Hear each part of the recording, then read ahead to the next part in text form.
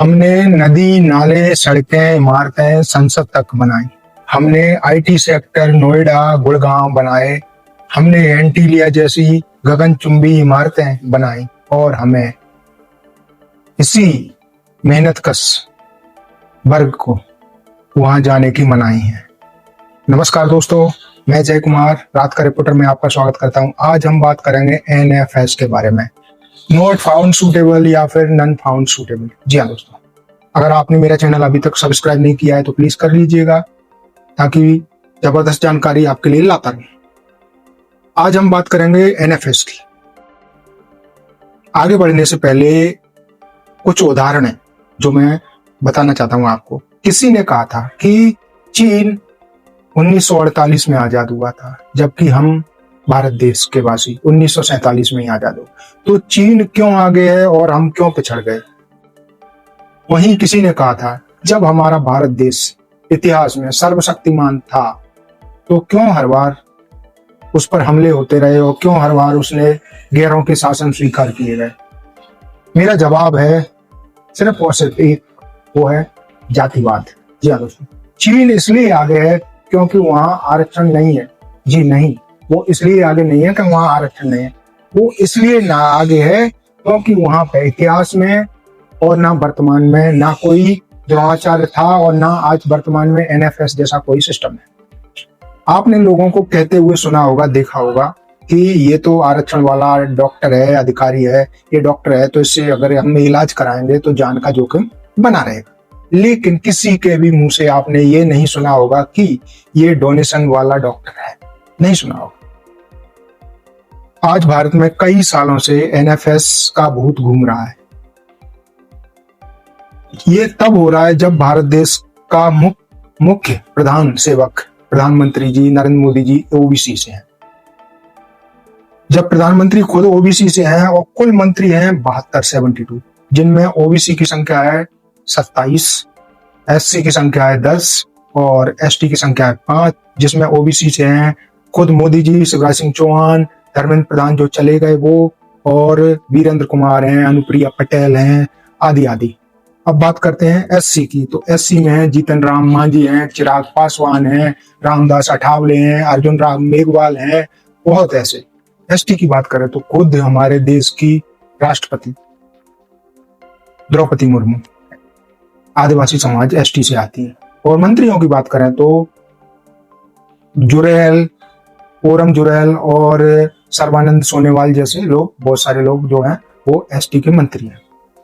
इतने सारे लोग होकर भी शिक्षण संस्थानों में, सरकारी नौकरियों में एनएफएस लग रहा है, सोचने वाली बात है।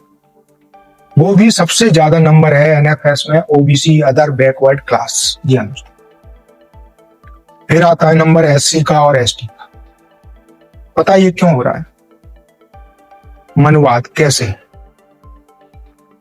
साबित करते हैं।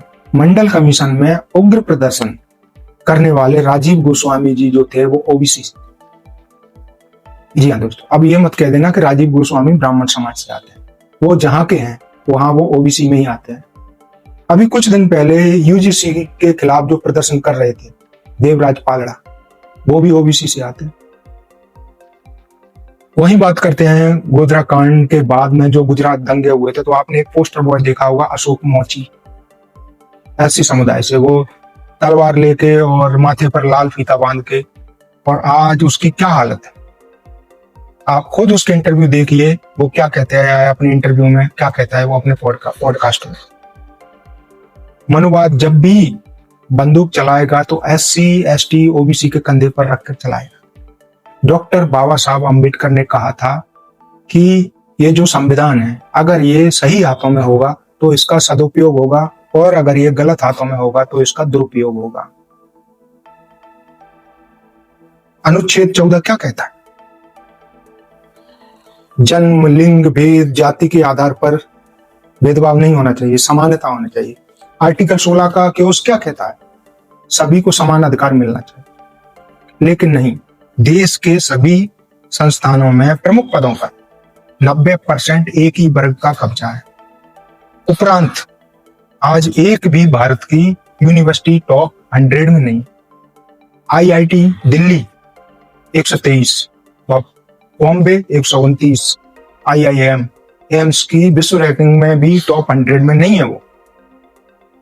शिक्षण संस्थानों की बात करें तो प्रोफेसर लेवल में 80% ओबीसी के पद एनएफएस के तहत खाली हैं। 423 में से सिर्फ 84 भरे गए। वहीं एससी की बात करें तो 308 में से 111 भरे गए। वहीं एसटी की बात करें तो 144 में से मात्र 24।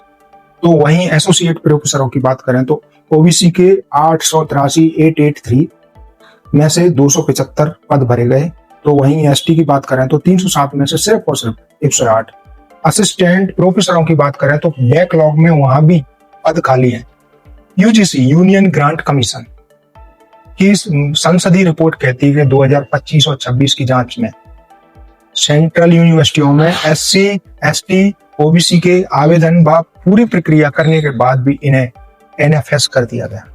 हैदराबाद व दिल्ली जैसे संस्थानों में आरक्षित पदों का एक बड़ा हिस्सा एनएफएस के तहत खाली है। एससी, एसटी, ओबीसी के आरक्षित पदों में 23 आईआईटीएस में 45% पद खाली है।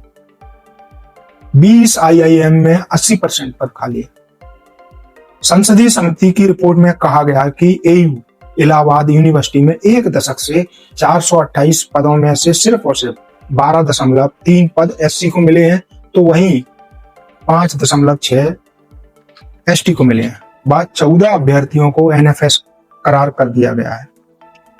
वहीं राज्यसभा में उठाए गए एक सवाल में बताया गया है कि जेएनयू में 326 पदों के लिए इंटरव्यू हुए, लेकिन 40% लोगों को एनएफएस कर दिया गया, not found suitable. DU Delhi university में अकादमिक फोरम की जांच में पाया गया कि लंबे समय से प्रोफेसरों की भर्ती कॉन्ट्रैक्ट या एडहॉक फॉर्मूले से चल रही है।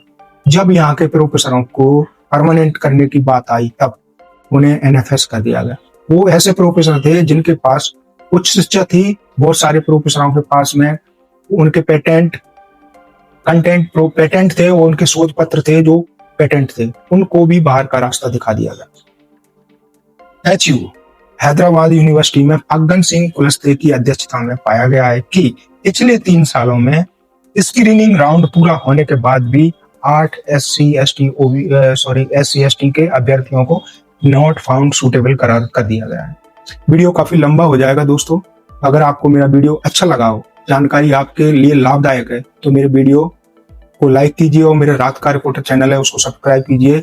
अगर आपके कोई सुझाव हैं, कोई कमेंट है तो मुझे जरूर दीजिएगा। मिलते हैं अगले वीडियो में। धन्यवाद।